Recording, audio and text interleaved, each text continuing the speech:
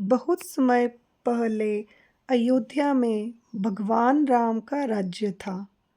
पूरे राज्य में सुख और शांति थी। लोग अपने राजा से बहुत प्रेम करते थे। भगवान राम के सबसे प्रिय भक्त थे हनुमान।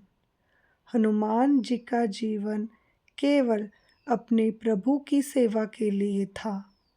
वे हर समय राम नाम का जप करते थे और उनके मन में भगवान के प्रति अटूट प्रेम था।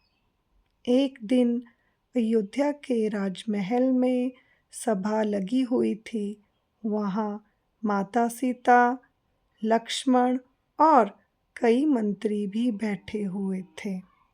बातचीत के दौरान माता सीता ने मुस्कुराते हुए कहा कि हनुमान की भक्ति बहुत अद्भुत है, लेकिन उनकी भक्ति की गहराई को शायद ही कोई पूरी तरह समझ सकता है। भगवान राम यह सुनकर मुस्कुराए और बोले कि हनुमान की भक्ति सच में अनोखी है, क्योंकि वह प्रेम और समर्पण से भरी हुई है। अगले दिन माता सीता ने हनुमान जी को बुलाया और उन्हें अपनी एक सुंदर मोतियों की माला दे दी। वह माला बहुत ही कीमती थी और उनके मोती चमक रहे थे। माता सीता ने हनुमान से कहा कि इस माला को संभाल कर रखना। हनुमान जी ने विनम्रता से सिर झुकाकर माला ले ली। कुछ समय बाद जब सभी लोग फिर से सभा में बैठे थे, तो सबने देखा कि हनुमान जी उस माला के मोतियों को एक-एक करके तोड़ रहे हैं और उन्हें ध्यान से देख रहे हैं। यह देखकर सब लोग हैरान हो गए। एक मंत्री ने आश्चर्य से पूछा कि इतनी कीमती माला को क्यों तोड़ रहे हैं? हनुमान जी ने बहुत सरल भाव से उत्तर दिया कि वे यह देख रहे हैं कि इन मोतियों के अंदर उनके प्रभु राम का नाम है या नहीं। यह सुनकर दरबार में बैठे लोग और भी चकित हो गए। माता सीता ने पूछा कि क्या हर चीज़ में राम का नाम होना जरूरी है? हनुमान जी ने शांत स्वर में कहा कि उनके लिए यह वस्तु किसी काम की नहीं है, जिसमें उनके प्रभु का स्मरण न हो। वे बोले कि जो चीज़ उन्हें अपने प्रभु की याद दिलाती है, वही उनके लिए सबसे कीमती है। दरबार में बैठे कुछ लोग यह सुनकर हंसने लगे। उनमें से एक ने मजाक करते हुए कहा कि अगर ऐसा है तो क्या तुम्हारे शरीर के अंदर भी राम का नाम है? हनुमान जी ने बिना झिझक कहा कि उनके शरीर के हर कण में उनके प्रभु बसे हुए हैं। यह सुनकर सब लोग आश्चर्य से उन्हें देखने लगे।